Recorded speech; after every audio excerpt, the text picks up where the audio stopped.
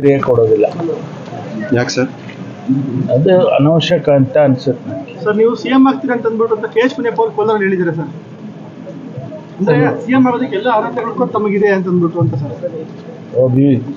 ಅಭಿಮಾನದ ಮೇಲೆ ಅವ್ರು ಹೇಳಿರ್ತಾರೆ, ಅವ್ರಿಗೆ ಧನ್ಯವಾದಗಳನ್ನು ಹೇಳ್ತೀನಿ. ನೀವು ಅವ್ರ ಮೇಲೆ ಹೇಳಿದ್ದೀರಿ ಸರ್? ನಾನು ಅವ್ರ ಮೇಲೆ ಒಬ್ರಿಗೊಬ್ರು ಹೇಳ್ಕೊಂಡಿದ್ದೆ. ಇತ್ತೀಚೆಗೆ ಮೀಟಿಂಗ್ ಬೇರೆ ಮಾಡಿದ್ರಲ್ಲ ಸರ್? ಇತ್ತೀಚೆಗೆ ಮೀಟಿಂಗ್ಸ್ ಯಾವ ಮೀಟಿಂಗ್ ಸರ್?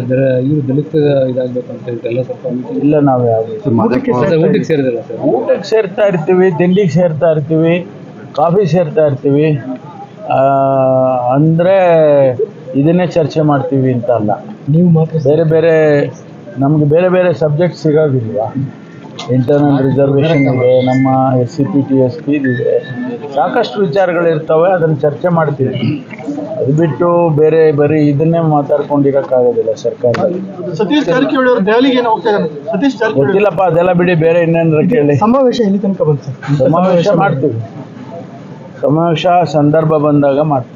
ಪ್ಲಾನ್ ಮಾಡ್ತಾ ಇದ್ದೀರಿ? ಮೊನ್ನೆ ಸೇರಿದ್ದು ಅದಕ್ಕೆ ಮಾಡ್ತೇವೆ, ಅದರಲ್ಲಿ ಏನು ವಿಶೇಷತೆ ಏನಿಲ್ವಲ್ಲ. ಎಲೆಕ್ಷನ್ಗೆ ಮುಂಚೆ ಮಾಡಿದ್ವಲ್ಲ, ಚಿತ್ರದುರ್ಗದಲ್ಲಿ SC/ST ಕಾನ್ಫರೆನ್ಸ್ ಮಾಡಿದ್ದೆ, ಅದೇ ರೀತಿ ಮಾಡ್ತೀವಿ. ಸಚಿವ ಸಂಪುಟ ವಿಸ್ತರಣೆ ಆಗುತ್ತಾ? ನಿಮಗೇನಾರ ಮಾಹಿತಿ ಬಂದಿದೆಯಾ?